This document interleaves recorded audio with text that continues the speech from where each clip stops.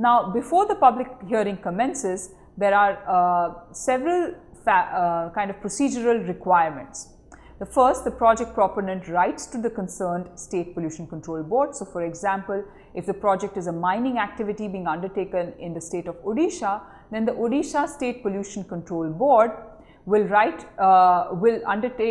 be approached by the project proponent. The project proponent will submit the draft EI report along with the summary in English as well as in the local or official language of the state, for example, in Odia, in hard and soft copy to the concerned State Pollution Control Board.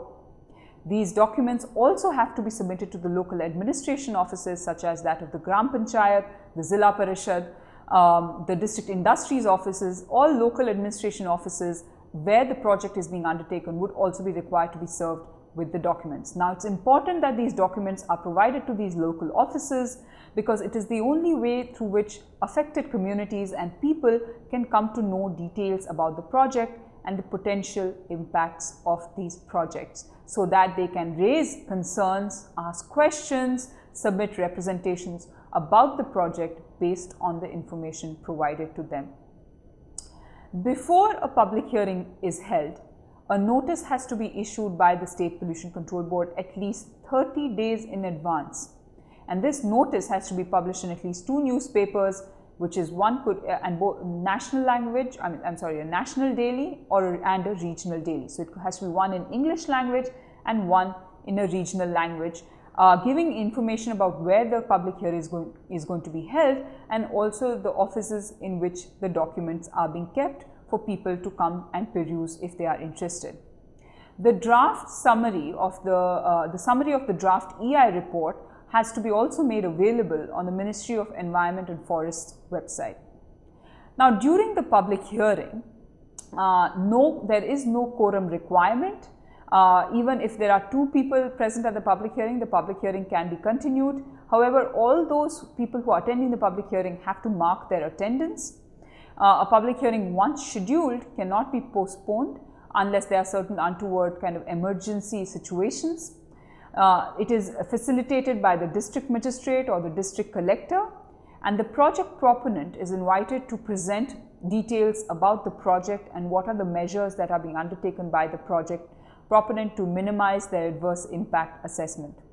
The whole event is video recorded by the State Pollution Control Board, and any person in the audience who wishes to ask a question or seek any clarification or express his or her opinion has to be given an opportunity. No one can be denied an opportunity to speak at such a public hearing. Once the public hearing is over, the panel prepares the minutes of the meeting or the minutes of the public hearing, and then reads these minutes back to the people in the audience to verify that the minutes actually reflect what happened or what occurred during the hearing. The agreed minutes and the video that has been prepared by the State Pollution Control Board are then sent to the Ministry of Environment and Forest Climate Change in case of Category A projects, or to the SEIAA or the State Environment Impact Assessment Authority in case of Category B projects. Once the public hearing is over, the proceedings are displayed conspicuously outside the local offices, and of course, as I mentioned before, written representations may be sent by any person who is interested in the project, raising doubts, asking for clarification, or submitting additional information with regard to the project to the MOEF and the SEIAA. Once this is over, the project proponent is required to address the material environmental concerns raised during the public consultation and submit a final EI report, revising its earlier draft based on issues raised by the people during the public consultation. For example, if there is a project coming up on the coast, say in the state of Maharashtra, and people such as the fishermen are not satisfied with the kind of marine impact assessment that the project proponent has undertaken, the project proponent could undertake another additional study to see what the impact of its project is going to be on the marine biology and include this in the final EI report. Unfortunately, this final EI report is not made available to the people, and therefore they have no way of verifying whether their concerns have actually been addressed. Now we come to the last stage of the process, which is the appraisal stage, which is defined as detailed scrutiny by the Expert Appraisal Committee or the State Expert Appraisal Committee of the application and other documents like the final EI report, outcome of the public consultation including the public hearing proceedings submitted by the applicant to the regulatory authority concerned with the grant of environmental clearance. During this meeting of the EAC, when it is looking through all these documents, the EAC may invite the project proponent to come and explain certain aspects of the project or respond to certain questions or queries raised by committee members. They could also require project proponents to undertake additional studies. After all this process is over, the EAC or the SEAC make categorical recommendations to the Ministry of Environment and Forest Climate Change or to the SEIAA whether to grant clearance or to reject clearance to the said project. Generally, MOEFCC and the SEI accept these recommendations, but there have been occasions when they have overruled these recommendations or have requested the expert appraisal bodies to reconsider their recommendation. If finally the MOEF decides to reject an environment clearance application, it has to give its reasons to the project proponent. However, if it accepts the environmental clearance application, a clearance letter is issued to the project proponent, which includes various conditions which the project proponent has to meet before it starts operations or even during construction and operation of the project. For example, it could be required to undertake catchment area treatment if it is coming up near a river. It could be required to undertake certain measures to protect groundwater from leaching. It could be required to undertake afforestation measures. So there could be several conditions that the project proponent is required to meet or comply with after it has received the environmental clearance. Once the environmental clearance letter is received by the project proponent, it has to make sure that this is advertised on its website. It is advertised in 2 national dailies in English language as well as regional language. That information about these clearances is available on the website of the MOEFCC or the SEIAA and the State Pollution Control Board. The concept behind this, of course, is to make sure that people know that the project has been granted clearance and what exactly are the conditions based on which the clearance has been granted, so that people can subsequently verify if the project proponent is actually meeting or complying with those conditions.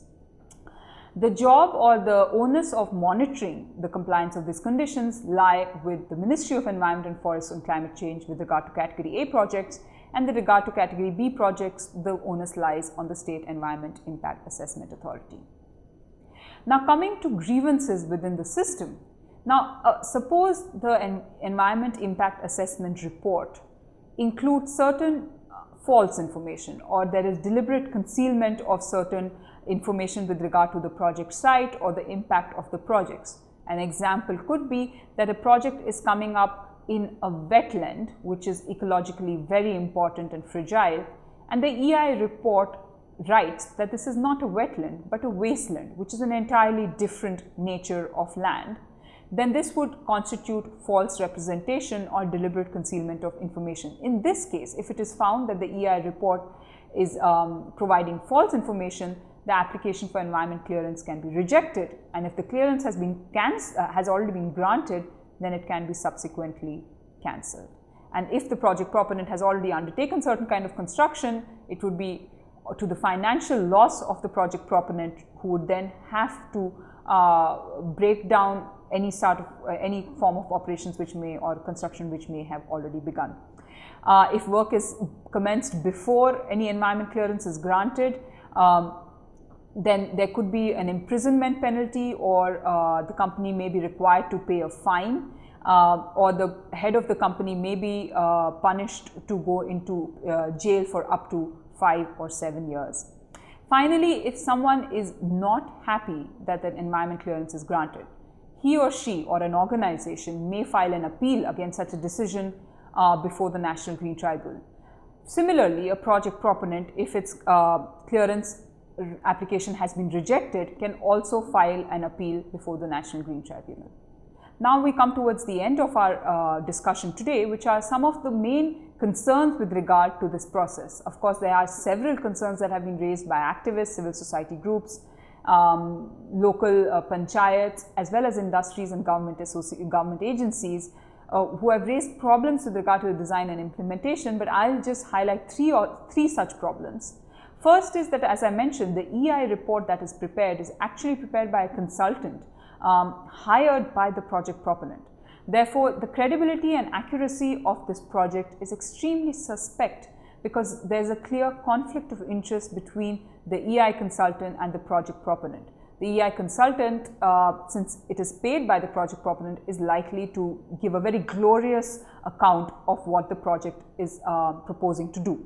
Secondly, while the public consultation is a very important part of the whole process, there have been several cases where issues raised by the people during the public consultation are not reflected in the discussions before the appraisal committee, and nor are they reflected in the final EI report. As I mentioned earlier, the local people, the affected communities do not have access to this final EI report, and therefore they are actually not in a position to verify whether their concerns had actually been taken into account.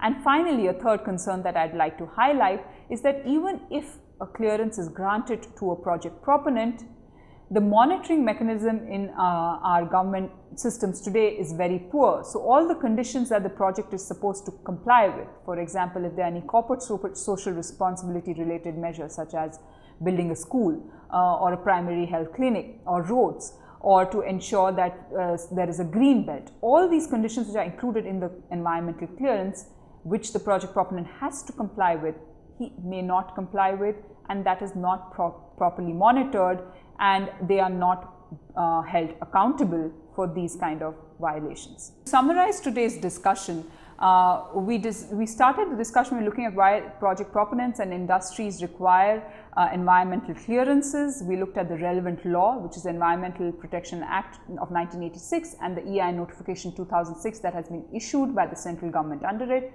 We discussed the main institutions at the central, state government and the local administration. We looked at the 4 stages of the process: screening, scoping, public consultation and appraisal, ending with the final decision whether to grant clearance or not, as well as the post-clearance monitoring mechanism. We discussed some of the grievances that may arise, such as violations of the law, what could be the penalty provisions, and we ended by discussing the major concerns that have been highlighted over the last 8 years of this EI notification 2006 and the environmental clearance process being enforced. I thank you all for being part of this discussion. I hope you enjoyed it. Thank you very much.